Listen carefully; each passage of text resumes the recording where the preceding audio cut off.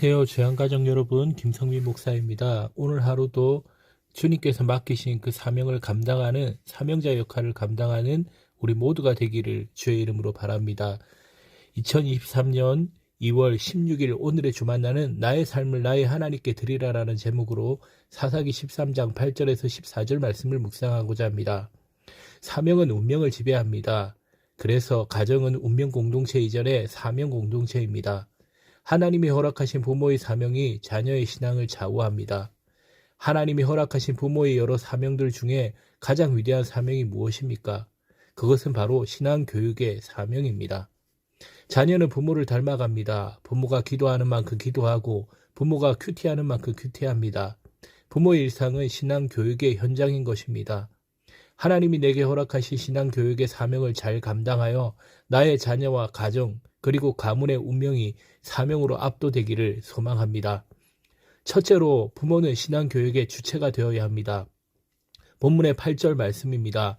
마노아가 여호와께 기도하여 이르되 주여 구하옵나니 주께서 보내셨던 하나님의 사람을 우리에게 다시 오게 하사 우리가 그날 아이에게 어떻게 행할지를 우리에게 가르치게 하소서 하니 마누아는 아내로부터 삼손의 출생에 대해 듣고 말로 형용할 수 없는 감사가 그의 마음에 넘쳤을 것입니다.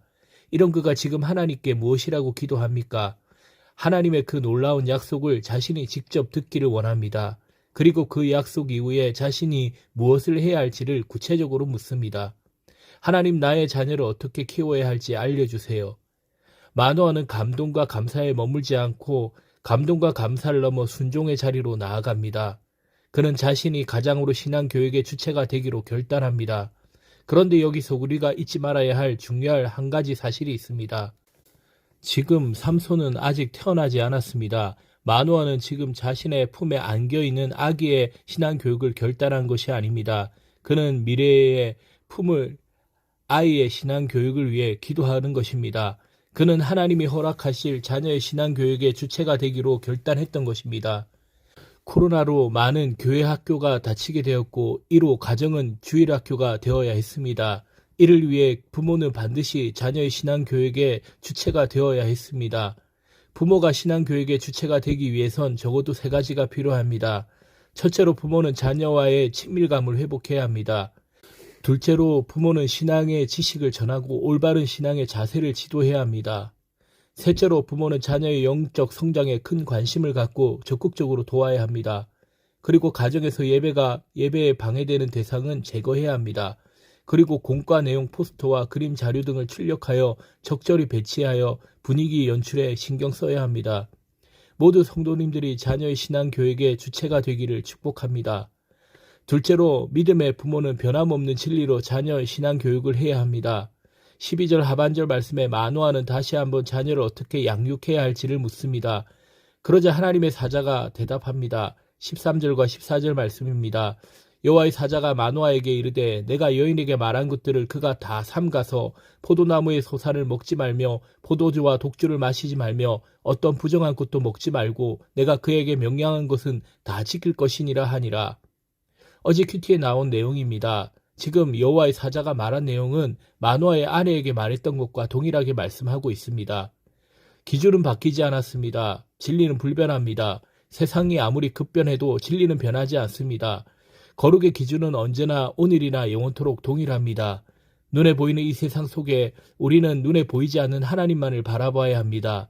우리는 새로운 시대에 맞는 새로운 교육 방법을 원합니다. 그래서 때로는 성경의 원리대로 교육하면 시대에 뒤떨어질 것 같습니다. 하지만 자녀 교육을 위한 하나님의 원리는 결코 변하지 않습니다. 급변하는 유노멀 시대에도 여전히 우리는 하나님의 말씀으로 교육해야 합니다. 여러분, 위드 코로나 시대 우리는 다음 세대가 믿음의 세대가 되기 위해서 사랑하는 내 자녀가 폐역한 이 세상에 물들지 않고 거룩하고 흠없는 새벽이슬 같은 주의 자녀가 되기 위해서 어떻게 해야 합니까? 미디어 공간 속에 갇힌 다음 세대의 시선을 옮겨야 합니다. 바로 하나님의 말씀으로 옮겨야 합니다. 하나님의 말씀은 내 인생의 바로미터입니다. 하나님의 말씀으로 일상 속에서 하나님의 뜻을 분별합니다. 우리의 가정이 하나님의 말씀으로 신앙 교육하기를 축복합니다. 온 가족이 변하지 않는 진리인 하나님의 말씀을 붙들 때 우리의 자녀는 반드시 믿음의 사람으로 자라갈 것입니다. 이제 말씀을 정리하고자 합니다. 부모의 가장 큰 사명은 신앙교육입니다. 신앙교육의 사명을 감당하기 위해 부모는 두 가지를 기억해야 합니다. 첫째, 신앙교육의 주체가 되어야 합니다. 지금까지 부모는 뒤로 빠지고 교회가 신앙교육의 주체가 되었다면 이제는 가정과 교회가 연결되어야 합니다. 둘째로, 변하지 않는 진리로 신앙교육을 해야 합니다. 급변하는 이 시대의 여러 가지 기술로 변하지 않는 하나님의 말씀을 전해야 합니다. 이 두 가지 사실을 꼭 기억해서 저와 여러분의 가정의 다음 세대가 믿음의 세대로 세워지기를 주의 이름으로 바랍니다.